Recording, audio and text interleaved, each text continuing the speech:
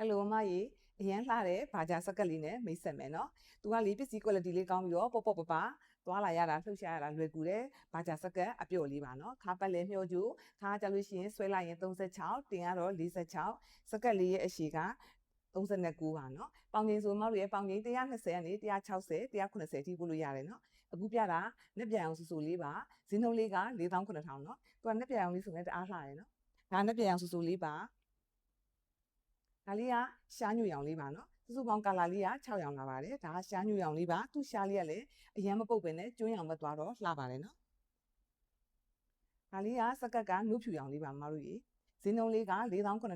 ပေါင်ချိန်ဆိုရင်မတို့ရေ120ကနေ160 190ထိဝတ်လို့ရပါတယ်ဒါကနီညူရောင်ဆူဆူလေးပါရှင်